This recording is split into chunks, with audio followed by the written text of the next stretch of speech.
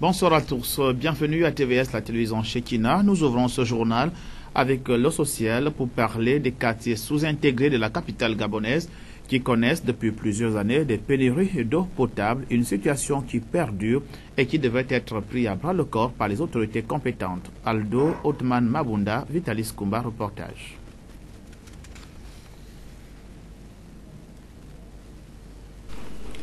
Libreville, la capitale du Gabon, peine à fournir de l'eau potable à l'ensemble de ses habitants depuis plusieurs années maintenant.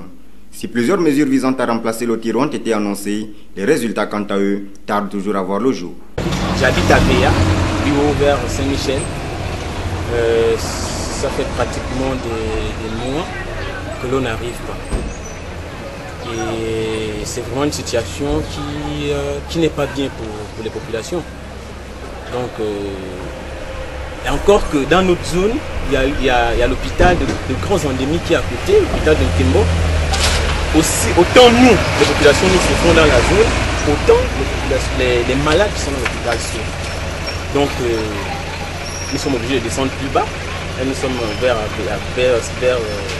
Rio. Et c'est procurant en eau. Non seulement il faut payer 100 francs le bidon d'eau usée, et il faut payer le transport qui doit vous ramener le bidon vers la sortie de Saint-Michel. Donc c'est une situation vraiment difficile que les populations d'Avea derrière Saint-Michel, la zone de l'hôpital de Kimbo, vivent. Pourtant, quand il n'y a pas de pluie, c'est des puits qui sont derrière des maisons. C'est ça qui ravitaille la vaisselle, donc cela. Donc c'est vraiment compliqué. En effet, plusieurs quartiers de Libreville font face à une pénurie d'eau en eau potable. Cette situation perdure depuis des années et contraint les riverains à parcourir de longues distances pour s'approvisionner en eau potable. Cependant, le Gabon dispose de 10 000 km3 de plans d'eau et plus de 5 000 km de conduits pour l'alimentation en eau potable. Les quartiers tels que Bellevue 1 et 2, Avea Nkembo, pour ne citer que ceux-là, n'ont pas de choix que d'utiliser cette eau brute pour les différents besoins dans les ménages, pouvant entraîner les pathologies aux consommateurs. La Société d'énergie et d'eau du Gabon a du mal à alimenter en eau la ville de Libreville pour des raisons que tous ignorons. Le non-respect du plan d'urbanisation de la ville n'est-il pas à l'origine de cette situation qui perdure? L'eau, on se lave, l'eau on se lave là, l'eau là, il n'y a que les microbes là-dedans. Donc ici là, tout ce que nous subissons ici, même le lac, ici là c'est nous-mêmes qui nettoyons. Un jour j'avais demandé à des spectateurs que, mesdames et messieurs, venez nous aider. Les pelles, tout, pour ouvrir le étang est fermé. Personne ne le fait. Donc aujourd'hui on demande, les ministres, présidents, les directeurs, tout le monde qui sont en haut, de venir en aide ici, en bas. Regardez comment nous tous sommes. Même l'eau, on ne boit rien que l'eau du puits. On ne boit à la pompe publique, ils ont déjà coupé. On a coupé ça depuis des années, depuis l'an 2012, on n'a pas l'eau.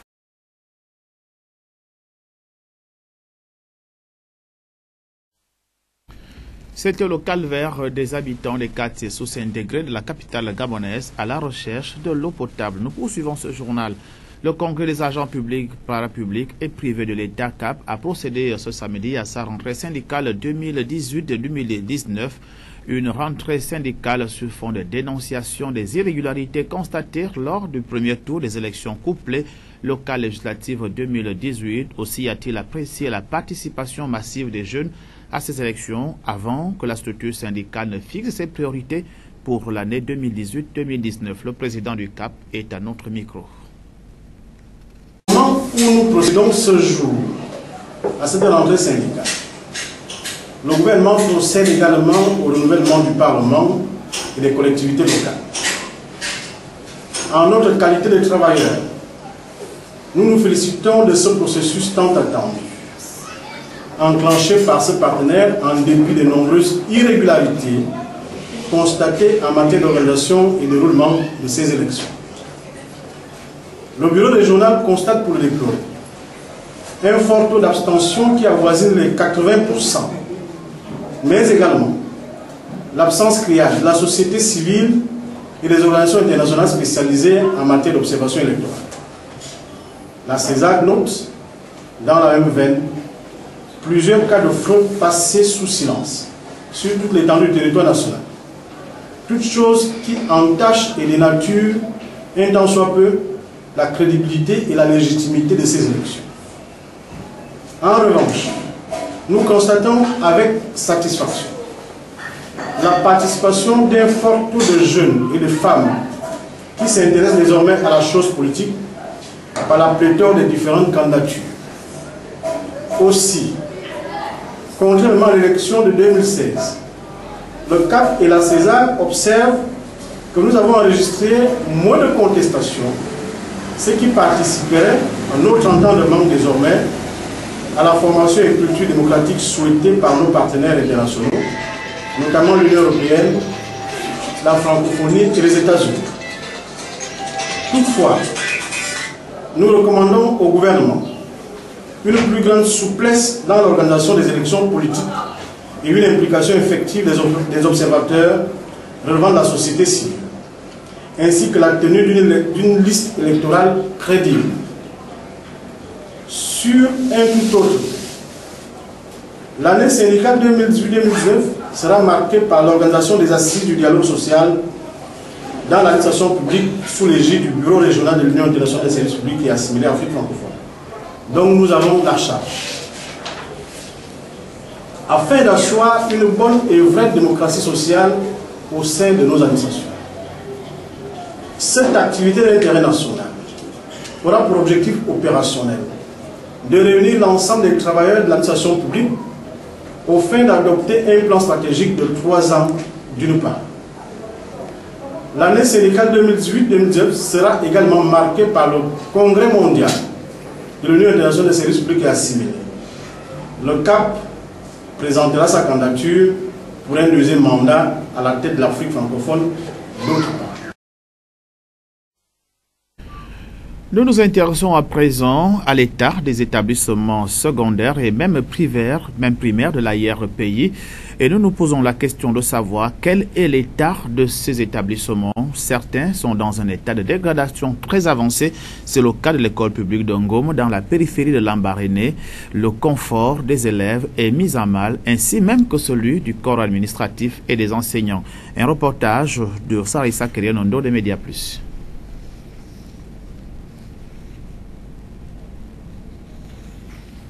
Des planchers parsemés de trous comparables à une passoire, baignés de poussière, des murs dégarnis envahis par les toiles d'araignée et les bouches maçonnes, des tablements cassés, dégradés visiblement par le poids du temps et le manque d'entretien. C'est dans cet état de dégradation que se trouve actuellement l'école primaire de la célèbre mission protestante de Ngomo, située à environ 1h30 de navigation de la ville de Lambaréné, chef-lieu de la province du Moyen-Ogoué. Les salles de classe majoritairement vides et laissées à l'abandon depuis le mois de novembre 2013, comme on peut le lire sur les tableaux noirs, à ce jour servent d'aire de jeu aux jeunes vacanciers en quête d'une activité ludique. Une situation mal vécue par les populations villageoises qui se voient obligées de scolariser leur progéniture dans les agglomérations urbaines les plus proches, telles que Lambaréné et Port-Gentil, voire Libreville, avec toutes les difficultés matérielles et financières qui en découlent, ces dernières étant majoritairement économiquement faibles. Comment comprendre cet état de fait quand on sait que le Gabon étant un pays où la préservation et la protection des droits fondamentaux de l'enfant restent une priorité? Le droit de scolarisation est foulé aux pieds sans aucune réaction des autorités compétentes. La question reste sans réponse. Toutefois, à quelques semaines de la rentrée scolaire, ces pères et mères de famille espèrent encore une action des instances compétentes qui les soulagera des contraintes liées à la scolarisation de leurs enfants.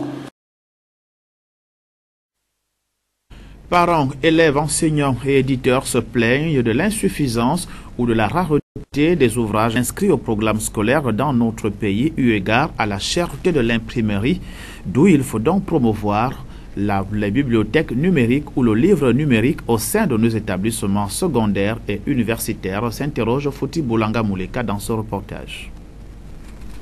Le projet Gabon numérique, une ambition du gouvernement gabonais, pourrait faire partie de la solution si l'on pouvait l'adapter aux besoins du système scolaire gabonais, dont parents, élèves et enseignants se plaignent sans relâche du manque criard d'un nombre suffisant des ouvrages physiques surtout des auteurs gabonais qui sont inscrits dans le programme scolaire du pays, comme le fait observer cette éditrice. Qu'un enseignant peut commander à ses élèves. Il décide de mettre un livre au programme parce que le livre est intéressant pour lui. Mais il ne sait pas lui-même si le livre se retrouve sur le marché. C'est ça la grande difficulté. Un livre intéressant, mais un auteur a peut-être 50 exemplaires. Lorsque l'enseignant met le livre au programme, il ne sait pas que l'auteur n'est pas en mesure d'alimenter le marché. Malheureusement, ils mettent souvent même des livres qui sont édités en France, qui sont édités hors du Gabon. En effet, pourquoi parler sans cesse du numérique, comme si cela était un effet de mode pour s'arrimer au langage de la mondialisation? À quoi servent la fibre optique, la 3 et 4G, entre autres expressions à la mode dans l'environnement du numérique, si cela reste une vue de l'esprit? Alors que, si l'on installait des bibliothèques numériques dans nos lycées, collèges et universités, cela pourrait pallier au manque de livres brochés et donc physiques. C'en est actuellement le cas à l'Institut des hautes études de management. Une grande avancée parce que vos étudiants seront parmi les premiers au Gabon à avoir accès à ce service de bibliothèque numérique, comme vous l'avez dit. Un service qui aujourd'hui rassemble dans le monde plus d'1 million d'étudiants. Et donc vous allez tous rejoindre cette communauté d'utilisateurs et vous allez avoir le privilège de pouvoir, pour vos études, tout au long de votre parcours, de disposer de dizaines de milliers de livres qui vont donc vous accompagner, vous permettre d'étudier dans les meilleures conditions, d'avoir accès aux meilleurs documents au meilleur moment.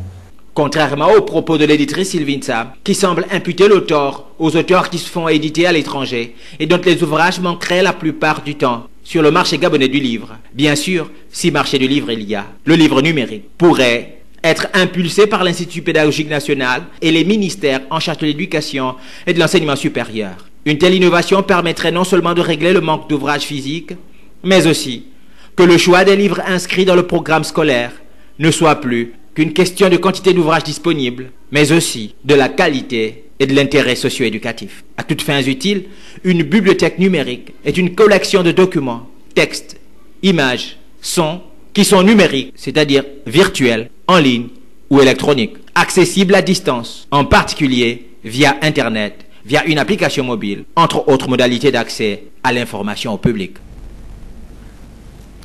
Le Gabon veut-il réellement devenir un pays touristique? La question vaut son sens au regard du paradoxe qu'il y a à Port-Gentil, la capitale économique. De ce côté du territoire, il manque un village artisanal où les artisans peuvent couler leurs marchandises, lesquelles marchandises constituent des objets culturels, souvenirs pour les touristes. Un regard de notre confrère de Média Plus Port-Gentil. Situation de l'art à Port-Gentil, j'espère que tout va bien. Sauf seulement le marché artisanal qui nous manque aussi. On devait avoir un village artisanal uniquement pour les artistes aussi. Voilà la principale requête des commerçants d'objets d'art dans la ville de Port-Gentil. En faisant un bond en arrière, aujourd'hui le marché de l'art artisanal connaît des difficultés. Les revendeurs ne font plus de chiffre d'affaires permettant de satisfaire leurs fournisseurs qui sont aussi les sculpteurs. Un village artisanal serait l'idéal pour leur exposition. Il sera plus attractif pour les touristes en visite dans la ville, ces derniers étant friands de ces sculptures. Explique en anonymat ce revendeur confronté à un problème de déguerpissement il y a plus d'1 an. Si vraiment on avait de la place, il y avait l'artisanat, surtout au bord des mers, ça amène plutôt les touristes, ça amène de l'ambiance, tu vois, les blancs viennent, regarde même là où on est là. Il y a des moments où les biens, tu viens ici, tu trouves 15-20 blancs. Quand les gens de la mairie viennent, les étrangers viennent ici, tu vas les amener au Pascor, CK2, où tu fais ce qu'on a fait à la main, des choses artisanales. C'est ça qu'ils veulent voir, c'est ça qu'ils veulent acheter. La ville compte à peu près une vingtaine de revendeurs. Cette poignée est dispersée. Un village artisanal permettra de tous les rassembler au même endroit comme à Libreville. Mais hélas, il n'y a pas d'artisanat. Regarde tout là où on est. On est dispersé là. Il y a ici, il y a derrière ces cadeaux. On n'est même pas, peut-être on est à 15. Il suffit qu'on a un endroit au bord de mer de 15 ou 20 boutiques, mais c'est que c'est bon pour tout le monde, pas seulement pour nous, pour les nationaux aussi. La particularité de ces commerçants d'objets d'art, à l'exemple des guides de musée, ils ont une grande connaissance sur l'histoire de l'art sculptural à Port-Gentil et notamment sur les masses des différentes régions du pays. À présent, l'actualité hors de nos frontières nous conduit d'abord au Moyen-Orient et on reparle de cette affaire du journaliste saoudien disparu à l'ambassade de son pays à Istanbul en Turquie. Il s'agit de Jamal Khashoggi. Riyad affirme qu'il a été bel et bien tué au sein de l'ambassade lors d'une risque qui a mal tourné. Et à ce propos, le roi Salman a donc ordonné la destruction du service de renseignement général. Reportage. Jamal Khashoggi est bien mort. 2 semaines et demie après la disparition du journaliste, l'information vient d'être confirmée par les chaînes de télévision saoudiennes ce samedi. Les enquêtes préliminaires ont montré que les discussions qui ont eu lieu entre lui et ceux qui l'ont rencontré durant sa présence au consulat du Royaume de l'Arabie Saoudite à Istanbul ont mené à une dispute puis une bagarre avec le citoyen Jamal Khashoggi, une altercation qui a entraîné sa mort. Selon les autorités saoudiennes, l'enquête est en cours. Mais déjà, les premiers résultats ont conduit au limogeage d'un haut responsable du renseignement et d'un conseiller à la cour. De son côté, le parquet confirme l'arrestation de 18 ressortissants saoudiens. Quant au prince héritier, il affirme ne rien savoir de cette opération. Si la responsabilité de Riyad est confirmée, des sanctions américaines pourraient suivre. L'Arabie saoudite est un allié important, mais ce qu'il s'est passé est inacceptable. Ils ont arrêté pas mal de monde après ce qu'il s'est passé au consulat. C'est seulement une première étape, mais elle n'est pas négligeable. Si Riyad est incriminé, le Congrès américain promet des mesures fortes. Selon le chef de la diplomatie américaine, les États-Unis disposent d'une large gamme de réponses possibles. Des déclarations qui font monter d'un cran la pression sur Riyad, alors qu'en Turquie, l'enquête et les révélations se poursuivent. Jeudi, des images diffusées par la presse turque retracent les mouvements à Istanbul d'un officier des services de sécurité proche du prince héritier saoudien. De leur côté, après avoir fouillé de fond en comble le consulat saoudien et la résidence du consul, les enquêteurs concentrent leurs recherches sur cette forêt, aux abords d'Istanbul. Nous restons toujours dans le Moyen-Orient. En Afghanistan, l'attentat perpétré à Kandahar 2 jours avant la tenue législative est révélateur de la menace qui pèse sur le scrutin, mais sur la puissance surtout des talibans, 17 ans après le début de cette guerre engendrée par les Américains. Reportage. Ce sont les dernières images de lui, vivant. Voici Abdul Razik, le puissant chef de la police de Kandahar. On le voit ici participer à la réunion de sécurité pré-élection en compagnie de Scott Miller, le commandant des forces de l'OTAN en Afghanistan. Alors que les débats touchent à leur fin, le garde du corps du gouverneur de la province ouvre le feu. Abdul Razik reçoit plusieurs balles dans le dos et meurt sur le coup, tout comme le chef des services de renseignement de Kandahar. Plusieurs hauts dignitaires sont blessés. Une fusillade dont a réchappé le général américain, lui dont les propos quelques minutes plus tôt se sont avérés prémonitoires. Nous savons qu'il va y avoir de la violence, mais je suis très confiant que vos forces sont prêtes pour cette élection. Nous allons fournir le soutien demandé, mais je tiens à souligner que vos forces de sécurité ont fait tout le travail pour se préparer à ces élections. Une attaque alors que se tiennent ce samedi des élections législatives cruciales pour l'avenir du pays. Elle a été revendiquée par les talibans, eux qui ont multiplié les attentats ces derniers mois et dont l'objectif est de faire dérailler le processus électoral. Il ne fait aucun doute que l'ennemi fera de son mieux pour interrompre les prochaines élections et ne pas laisser le peuple participer aux élections. C'est une grosse perte pour les Afghans, mais je suis sûr que les gens vont participer. Tant que les gens participent aux élections, c'est une grosse claque contre l'ennemi. Une attaque qui a conduit la commission électorale à recommander le report des élections législatives dans la province. Un délai d'1 semaine a été demandé. Du sport à présent avec l'association Kamikaze Contact Combat qui a procédé ce matin à l'inauguration de sa salle de sport. Une cérémonie qui marque également l'ouverture de la saison sportive 2018-2019, cérémonie rehaussée par la présence des maîtres de discipline sœurs. Inès Ngongamombo. Le passage en grade d'un enfant de 6 ans, ainsi que la révision de certaines techniques de premier niveau de karaté, full contact et kickboxing, figurant en bonne place lors de la cérémonie d'inauguration de la salle de sport de l'association Kamikaze Contact Combat de Maître Lafont, qui a bien voulu rehausser cette rencontre par la participation de plusieurs autres maîtres des disciplines citées ci-dessus, en vue d'apporter leur main d'association à l'édification du sport de combat. Beaucoup travailler. C'est quoi la technique que tu aimes faire? Yoko Guéri. Pourquoi? Parce que c'est l'attaque du pied. J'aime bien. Merci à ma mère. Maître Lafont a saisi cette opportunité pour décliner les objectifs visés par la mise en place de cette salle de sport. L'idée que le président a menée sur l'association des clubs, l'association des clubs qui deviennent en fait des associations, de telle sorte que toute une personne puisse s'épanouir. Ok? Alors, ce qui fait en sorte qu'aujourd'hui, cette association est née normalement depuis, ça fait de cela 15 ans, mais dû aux moyens, ceci étant, ça a vu le jour aujourd'hui. Principalement, promouvoir le sport de combat au Gabon et international.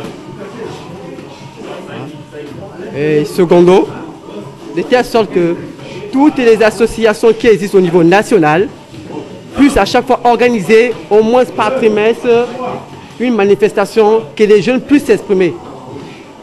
Et que cela ne sache, comme je vous l'ai dit, c'est international, nous ferions d'autres rencontres.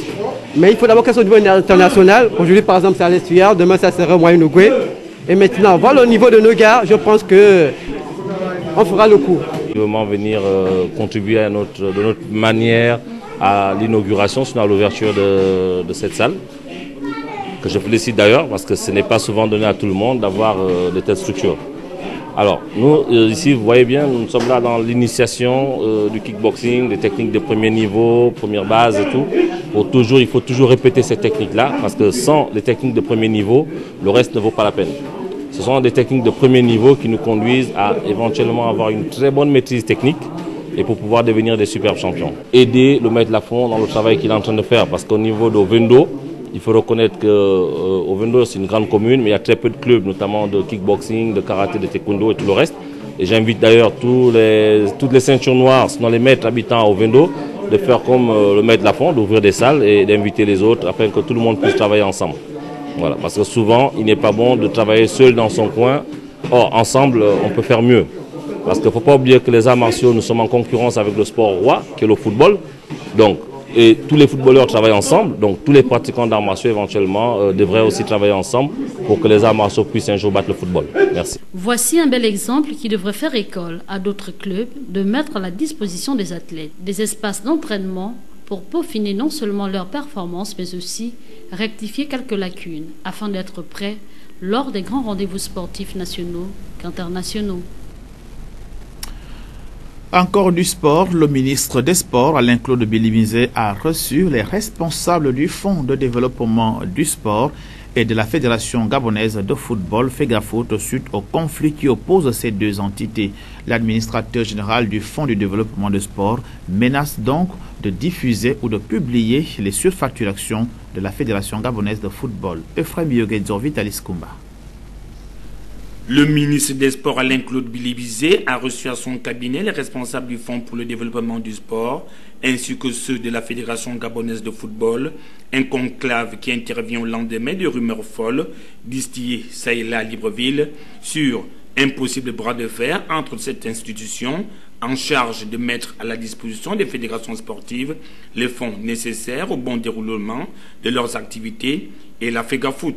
Le second cité est notamment indexé sur son rôle lié aux surfacturations des dépenses concernant les services dont est souvent soumis la sélection nationale de football lors des grands rendez-vous sportifs.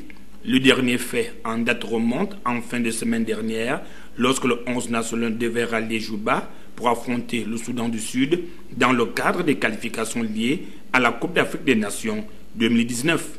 Il n'y a pas raison de revenir là-dessus. L'équipe nationale a voyagé, est allée au Soudan du Sud, elle a joué, elle a voyagé. Donc je pense que ce que nous retenons, ce qui est positif, notre équipe a joué, a gagné, ce n'est qu'une victoire de parcours, comme je dis, c'est une victoire d'étape.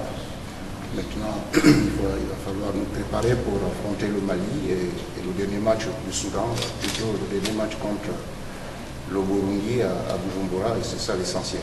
D'autre part, le Fonds pour le développement du sport, dans un communiqué, n'a pas manqué de souligner qu'il mettra sur la table, au moment opportun, l'ensemble des malversations savamment entretenues par le bureau directeur de la Fédération gabonaise de football. La Fédération gabonaise de football ne pourra pas réagir tant que l'administrateur du fonds n'a pas publié ce que vous avez dit. La réaction, si vous me posez la question après la publication du fonds, comme il l'a dit, mis à la disposition de la Fédération gabonaise de football, à l'occasion, nous aurons une réaction, mais maintenant nous ne pouvons pas l'avoir alors qu'il ne l'a pas fait. Les déclarations de Pierre-Alain Mungengi cachent-elles une toute autre réalité? On est tenté de l'affirmer, d'autant plus que les interviews du ministre des Sports et de l'actuel administrateur du Fonds de développement de sport nous ont été tout simplement refusées par le pool de communication du ministre Alain-Claude Bilibizé, laissant ainsi nos téléspectateurs sous leur faim, confirmant la thèse selon laquelle la Fédération gabonaise de football n'est pas seule à la manœuvre face à ces cas de fraude annoncés. Au sortir de cette rencontre, Pierre-Alain Mungengi, président de la Fédération gabonaise de football, est revenu sur le cas de Pierre-Emerick Aubameyang, capitaine des Panthères du Gabon, qui a fait défection lors du déplacement de Juba, comptant pour la confrontation retour des éliminatoires CAN Total Cameroun 2019. Il est au micro d'Efrem Biogezo. Alors, le cas Pierre-Emerick Aubameyang, capitaine de l'équipe nationale, il vient, il s'en va, il vient, il s'en va. Comment vous analysez cela? Écoutez, la première analyse doit être faite par le coach. Vous savez, c'est l'entraîneur qui est responsable de la discipline dans une équipe. La mission de l'entraîneur, c'est de signaler à la Fédération gabonaise de football, enfin, toutes les fédérations dans le même temps, de signaler les comportements des joueurs et s'il y a des sanctions, de proposer des sanctions. Et les sanctions sont entérinées par la Fédération. Mais à ce jour, le rapport qui nous a été fait par M. Daniel Cousin, c'est que la défection d'Aubameyang n'est pas fortuite. Il s'est entretenu avec son joueur qui lui a signalé un mal de dos. Ça, c'est le rapport que nous avons de l'entraîneur. Maintenant, si c'est vérifié ou pas, c'est le médecin de l'équipe nationale qui doit faire un diagnostic et nous prouver. Monsieur le Président, maintenant, au niveau des va-et-vient, il part, il revient. Comment comptez-vous gérer cette situation? Écoutez, moi je crois que c'est une situation qui doit être gérée normalement en collaboration avec le staff technique, parce que c'est le staff technique qui fait les choix des joueurs, c'est le staff technique qui nous communique à la Fédération gabonaise de football la liste des joueurs retenus. Maintenant, nous, ce que nous faisons au niveau de la Fédération, avant qu'il ne fasse un point de presse devant vous, c'est de demander à l'entraîneur de motiver la présence de tel ou tel joueur. Mais nous n'entrons pas dans le choix de l'entraîneur. Donc c'est à lui de gérer les joueurs qu'il choisit dans sa liste pour tel ou tel match. Nous arrivons à présent à la rubrique Expression libre. La question du jour vous a été posée par Othman Aldo Mabunda et Vitalis Kumba, à savoir comment se prononce le mot THE en anglais. La bonne prononciation du mot THE en anglais. Je ne vous connais pas. Ah, mais je ne suis pas anglophone, là vous m'excusez. Je suis vraiment francophone. Là, peut-être juste des notions, mais je ne peux pas vous donner une réponse précise. THE. THE. You should know it's a good thing to ask the people to talk in English or to talk somewhere in English, but you're supposed to know we are in the French country. It's better to have a lot of language in your mind. It can make you to go forward. Thank you guys and nice day. Une question bien intéressante pour les élèves. Comment prononce-t-on le mot THE en anglais? Ce mot se prononce de 3 façons. The, the, de. C'est la fin de ce journal. Merci de l'avoir regardé.